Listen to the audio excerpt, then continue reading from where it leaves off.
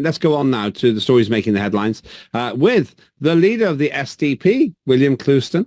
You're a party with a long heritage. It goes 45 years now, isn't it, William? Yeah, all the way back to 81. Okay, well, 43 then. Give me a break. That wasn't a bad top of my head estimate there. Yeah. You had a very good mayoral candidate, Amy Gallagher. Is she still active? She is still active. Yeah, she's doing a lot of work with the New Culture Forum, who I'd advise anyone to have a look at. They do very good work. So she's on their news panel every week. So still very active politically, yeah. And she would probably be, in my view, better than any of the other candidates for leader of the Conservatives. We've got Tom Tugendhat, Priti Patel, Mel Stride, I think James Cleverly as well. What do you make of the Tory leadership race? Should anyone care? Well, the British political system of the two-party system, first past the post, is designed to protect the weaker of the two after an election hammering.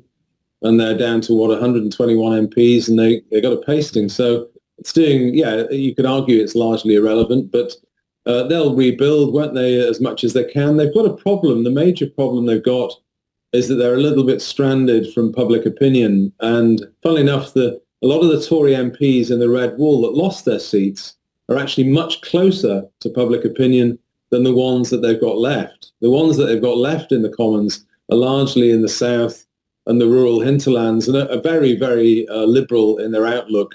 So their attitudes on immigration and so on are pretty unconvincing. It's interesting to see that Tom Tugendhat has come out and claimed that he's prepared to leave the ECHR. Well, he's never said that before, Lembit. I mean, he's always been dead against that. So I take a lot of what they say with a pinch of salt, to be honest. So they're arguing amongst each other. They don't seem to be all that fired up. My feeling now is that the Tories haven't really got any natural home because the Labour Party's simply taken on the Conservative agenda. I can't really see any difference, not in any substantive way. So if the Labour Party is going to be the Tories, then the Tories don't matter for now. Yeah, I think that's a very clear observation. I think you're spot on there. I think there's very little difference, actually. Certainly on the economics, there's very little difference. Both parties have ended up being high taxation, low productivity, sticking to the economic model that's basically wrecked the country for the last 30 years, show no insight or vision to get out of this mess. And the Labour Party's main aim, and they've stated it, is stability. And their version of stability will be the economy and society going sideways or probably backwards. So it's a poor vision. It's a poor offer for the public.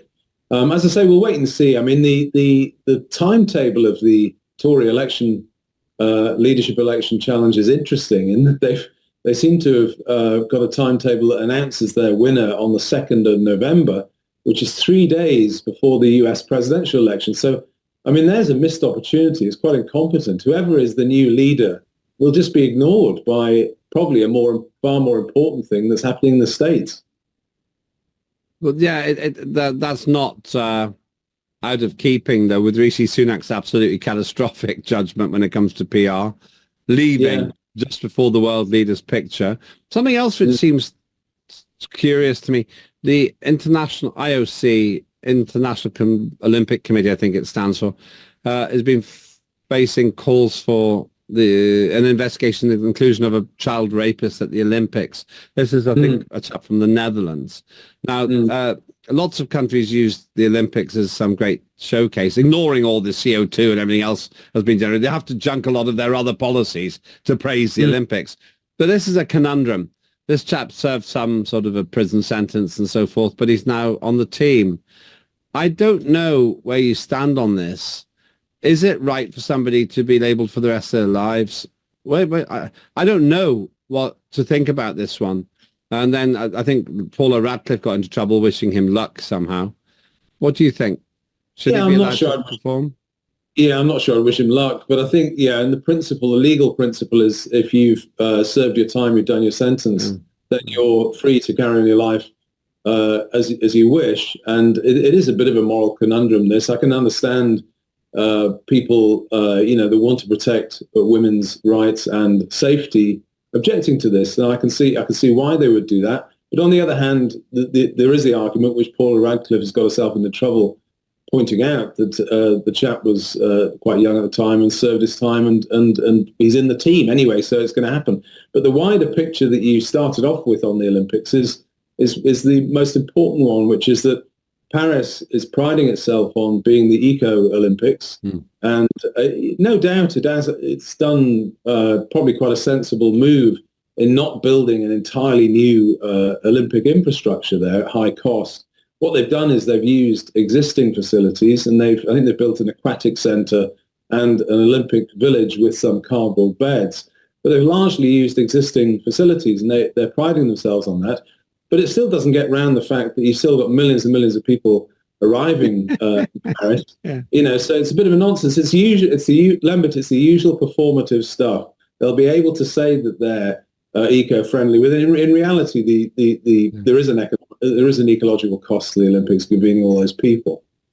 Yeah, well, my view is we should just stop pretending there's a climate crisis. But I had a rant about that an hour ago. I won't let you can listen again if you view again if you want to hear what I had to say. And this last one, school reprimanded for illegally using facial recognition software in a canteen. I think this is very sinister. And from what I know about the STP, you may do as well. Yeah, we do. I do. So this is a school in Essex which has been using facial recognition software and technology to sift pupils queuing up for lunch. The argument is that they can speed up the lunch queue by using this, but they used a sort of clever opt-out. They basically told parents and the kids, you've got to opt out if you disagree with this. Not many people did that, so it was implied consent to do this, and the regulator in Britain has ticked them off for that. But look, there's a wider question here. And all of the subcontracted firms that do this sort of work are going to promise to get rid of the data. They'll say they'll get rid of the facial recognition information they have when the kid leaves the school. Who knows? How do you know that, Lembit? How do you know that they get rid of it? How do you know that it has been hacked or stolen or goes elsewhere? I would argue, in the SDP, we would argue for getting back to a simpler system. First, school meals should be free to all pupils. We shouldn't have to sift anyway. It's basics. If in a society as rich as ours, you should be able to feed kids at school. Secondly, stop outsourcing all this stuff to private contractors. Why don't we go back to basic service provision directly by the public sector? Have a team in the school that provides meals and does it in an uncomplicated manner. That would get rid of problems like this. I just don't want to create an entire generation who just think it's normal to be under continuous surveillance, but that's maybe what we've created, William. It's what we've got, Lembit. So whether you like it or not, you can't move. You can't go into a town centre or travel on a train or anything without being constantly monitored. And the public, the citizen, doesn't really know what's happened to that data. You'll always get people saying, obviously, it creates an environment to protect the public. That's always the point. But you're being monitored if you buy or sell anything. And I mean, it's one of the reasons why we need to keep cash. Because if an Englishman can't go to a pub and buy a pint without being monitored and recorded, he's not really free, is he? Totally agree. Great place to finish. I'll buy you a pint when I see you with cash, William.